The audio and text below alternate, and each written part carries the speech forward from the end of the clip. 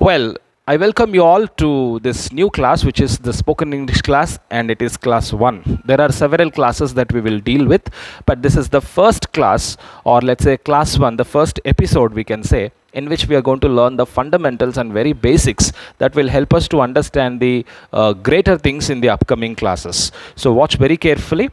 So, in the first case, what we are going to learn is about English alphabet. The first and foremost thing that everybody should learn about is English alphabet. What is the meaning of English alphabet? Or let's say, what is alphabet? I'm saying alphabet several times, but I'm not saying alphabets, because the word alphabets itself is wrong. The word alphabet itself is right. In English, there are no alphabets, but there is only something called alphabet. Okay, now you will be in surprised or shocked thing like, how could it be not alphabets but only alphabet? Yes, I'll explain why is it so. You see, when we say alphabet, it itself means a group of 26 letters.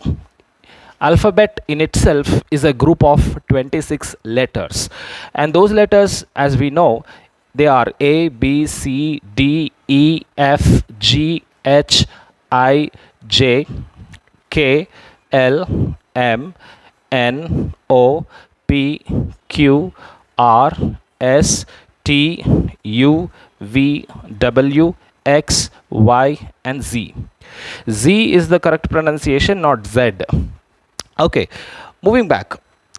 These are 26 letters, but not alphabets. When you put all of them together as a bunch in a single word, it is called as alphabet. So, alphabet means a group of 26 letters. The next thing that you should learn is the types of alphabet. Basically, there are two types of alphabets in English, or two types of alphabet. Number one is the upper case alphabet. Number two is the lower case alphabet. When we say the uppercase alphabet, we will see all the capital letters, and when we say lower case alphabet, then we will see all the small letters. So this is uppercase alphabet and this is lowercase alphabet. And then the third point we will now cover up is the classification of alphabet. The classification of alphabet. What do you mean by classification? Classification means to divide one alphabet into different classes, or into different groups, or into different divisions or sections. Okay, there is a school, for example, but you'll have different classes. In the same way, just like a school, there is an alphabet, but they are divided into different classes. This division of one alphabet into different classes is called as classification. So in the classification, we will find three classes. Okay, three classes. The first class is called vowels, the class of vowels. The second class is the semi vowels, and the third class is consonants. Okay, vowels, semi vowels, and consonants. What are vowels? You see, the vowels that I am talking about are 5 in number. So I am going to circle them with the blue color pen. Watch carefully. That's A, E, I, O, and U. All these letters which I have circled with the blue are called the vowels. They are in the class 1, or first class, or the first category, first division. They are kept in the first category because they are the most important letters. Why are they called so much important or most important? It's because English, 95% of English cannot be written without the help of these 5 letters. For example, 5 fingers, you want to do any work, It's done with these 5 fingers. Likewise, you want to do anything in English, I mean, most of the thing in English, 95% of English depends on this A, E, I, O, U only. Okay, moving on to the next one. The next category is the semi-vowels category. The word semi means half, or it means not full. So when we say semi, which means not full or half, we're going to take half of these 5. Not exactly these 5, but half of 5 is 2 or 2.5. So what we will do is, we will pick up 2 more letters. They are W and Y. W is what people usually say, but it's not W, it's W. D-O-U-B-L-E, double U. After the invention of the letter U, then the invention of letter W has taken place. And so to invent that symbol, what the people have done, or the scholars in those days have done, is they have combined 2 U's. After combining 2 U's, then the new letter was formed, which is called double U. U and U together is W.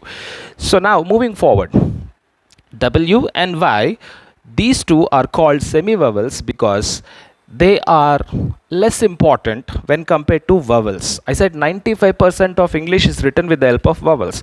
So there is 5% remaining. That 5% is done with the help of semi-vowels. Let's say, for example, I have something like sky, in which I don't have A, I, O, U. For example, I have my, there is no A, I, O, U. For example, I have Y, there is no A, I, O, U. There are lots of words like this which don't use vowels at all. Such words can be written, will be with the help of semi-vowels. Okay, so vowels are 5 in number, semi-vowels are 2 in number. So 5 plus 2 is put together 7. But we said there are 26 altogether. So from 26, if you subtract 5 and 2, 26 minus 7 gives us 19. So the remaining 19 letters, which I am not going to circle with any color, I'm just going to leave them.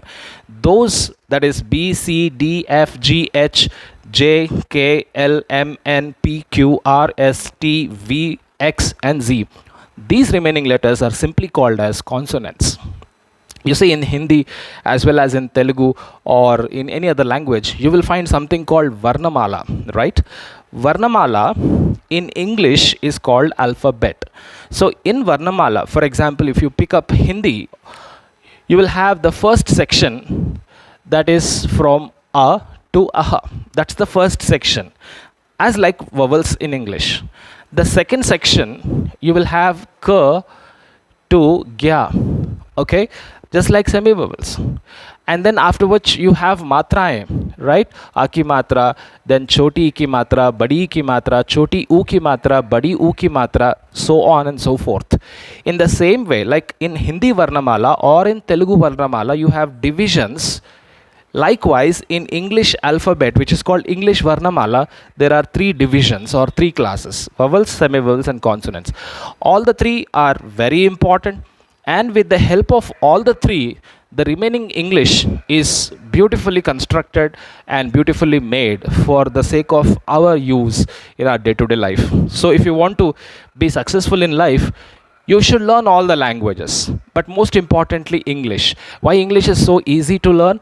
Because it contains only 26 letters comparing to the other languages. And then to fight a case in Supreme Court, you need English. For example, a doctor has to write the medicine to any patient anywhere in the world, should write only in English. You will not see a doctor writing the medicine in Hindi or Telugu or any other language. You will find commonly the doctors writing the medicines in English, right? So majority and most of them, even the computer is having the keyboard which is printed with English. There are lots of examples that can be given. So if you want to stand on the bigger platform in the world, and if you want to achieve bigger things, then you have to come onto this platform which is called the English. Okay, if you want to stand facing bigger things and achieve bigger things in life, and if you want to be at international level and the world level, universal level, then you should learn this English from the roots, from the basics, and from the fundamentals. If your basics and fundamentals and foundation is strong, automatically any huge tower will stand strong, will stand for long time. But if your basic is weak, automatically by the time you come to first floor, your building is going to collapse. Okay, so how good you are strong, how strong you are, how good you are, it all depends on how good you are at from the basic level. So I hope it was very interesting and nice to you, and we will connect with us once again in the next class. Thanks for watching.